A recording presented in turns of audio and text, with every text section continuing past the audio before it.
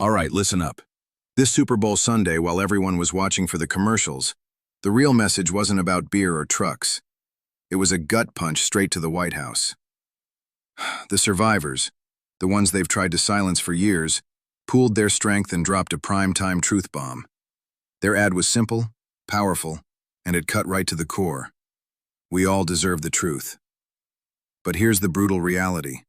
That truth is being locked away right now by the very people who swore to release it. Let that sink in. The Trump administration, the one that campaigned on draining the swamp and exposing the elite, is now the #1 obstacle to justice in the Epstein case. Pam Bondi and Attorney General Todd Blanche have drawn their line in the sand. No more documents, no prosecutions, no accountability. Period. The door to the vault has been welded shut, and don't let them fool you with their word games. When their defenders get on TV, they have the audacity to call Trump the most transparent president on these files. Transparent? Give me a break. We've seen the so-called transparency. A reporter asks a legitimate question on Air Force One and gets branded piggy. A journalist like Caitlin Collins tries to hold them accountable and gets told to smile more. This isn't transparency. It's a circus designed to humiliate anyone asking for answers. The whole charade was exposed in one jaw-dropping exchange.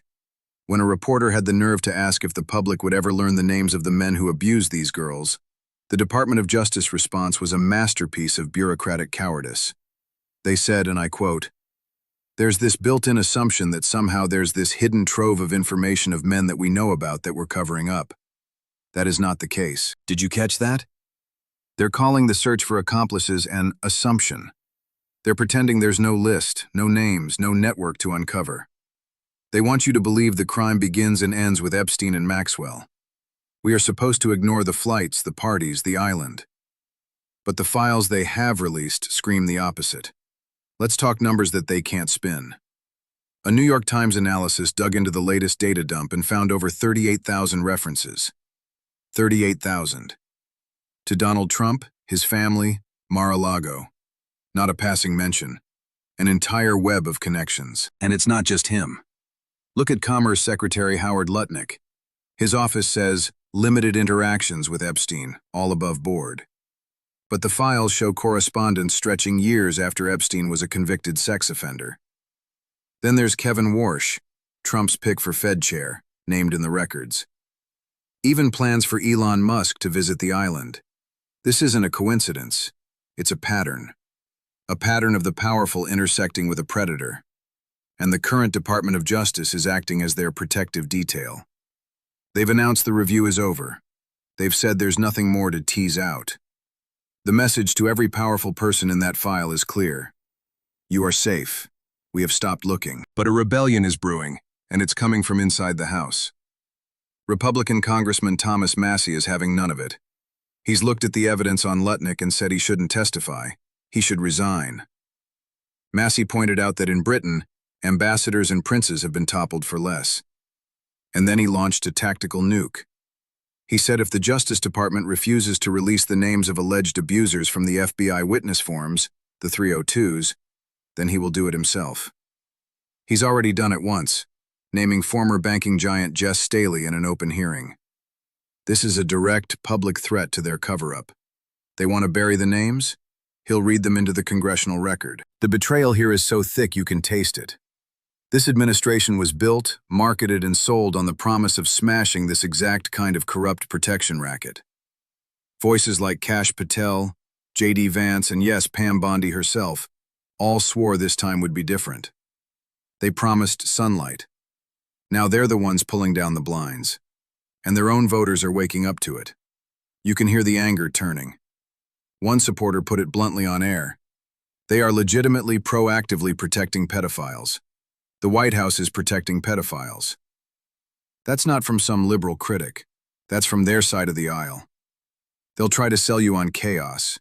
They'll say it's a disorganized mess, a Three Stooges routine of lost paperwork.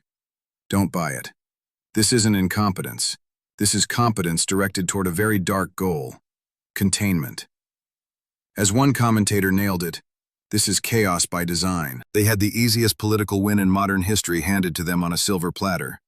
Release the files, name the names, and be the heroes. And they turned it down. Why? Because the other side of that ledger contains names they cannot touch, names of the most powerful people in the world. The administration has made its choice. It chose to protect the powerful. But the pressure is building. The survivors are united, legislators are revolting, and the public's eyes are now wide open. This cover-up is starting to crack. So the question isn't, is there a cover-up anymore? The question is, how deep does it go, and who's brave enough to blow it wide open? The administration's strategy is now clear. Stall, deflect, and wait for the public to get bored. They're betting that the outrage will fade, that the news cycle will move on. But this isn't a typical scandal. This is about the systematic abuse of children and the network that enabled it. This fire won't just go out, and the proof is in the escalating response. Congressman Massie isn't just making vague threats. He's laying out a concrete two-pronged attack plan. First, public shaming and demands for resignations for anyone named, like Lutnick. Second, and this is the nuclear option, a promise to bypass the DOJ entirely. If they won't release the names from the witness interviews, the infamous 302 forms, he will go to the victims and their attorneys, get the names himself, and read them into the official record of the United States Congress. Think about the power of that. It transforms whispers in a sealed file into a permanent public accusation heard around the world. That is a game changer. This forces everyone in Washington into a corner. Either you join the fight for transparency, or you stand exposed as part of the obstruction. There is no middle ground left. The Epstein File Transparency Act, led by Representative Ro Khanna and Thomas Massie, is the legislative hammer waiting to fall. Its sole purpose is to compel the release of every last document, every redacted name. The administration is now actively lobbying against its own party's bill. Let that hypocrisy sink in. But the most damning evidence of this cover-up isn't even in the files. It's in the excuses. We're told there's an ongoing investigation. But then the same officials admit the investigative phase is over. We're told the process needs to play out, while they simultaneously halt the process. We're told, if we had evidence, we'd prosecute, while they block the release of evidence that could lead to prosecutions.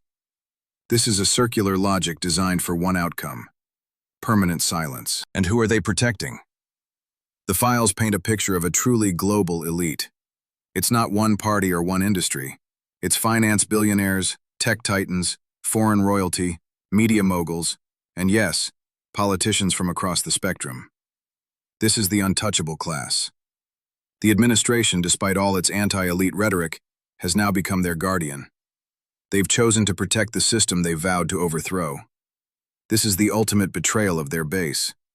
They were elected on a wave of fury against a justice system that works for the powerful and crushes the ordinary person. Lock her up wasn't just about Hillary Clinton. It was a cry against impunity.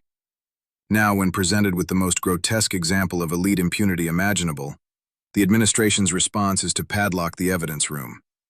Their voters see this. The anger isn't coming from the left. It's bubbling up from the right.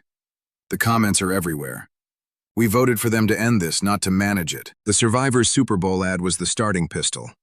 It told the world that the victims are done waiting. They are organized, they are public, and they are not afraid. That ad was a direct challenge to the White House's narrative of control. Now every stonewall, every evasive answer, every attack on a journalist just proves the survivor's point. The powerful are terrified of what comes next. What comes next is pressure. Unrelenting, focused pressure. From Congress. From the media that still has a spine. From the survivors themselves. And from you. Public attention is the kryptonite to this kind of operation. They can ignore subpoenas, they can mock reporters, but they cannot withstand a sustained, informed public that demands answers and remembers their promises. This is the fight they didn't want. This is the consequence of vowing transparency as a political tactic without ever intending to deliver. You created the expectation. You sold the dream of justice.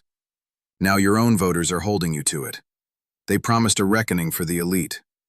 Either they deliver that reckoning, or they will be consumed by the very outrage they channeled to get into power. The walls are closing in. The files are a truth that cannot be uncreated. The names are known. The network is mapped. The only thing left to decide is whether justice arrives through official channels or through a chaotic public explosion that leaves no reputation intact. The administration still has a choice: lead the unveiling or be defined by the cover-up. Every day they delay, the ground gets hotter beneath their feet. The countdown to truth has begun, and no amount of spin can stop it.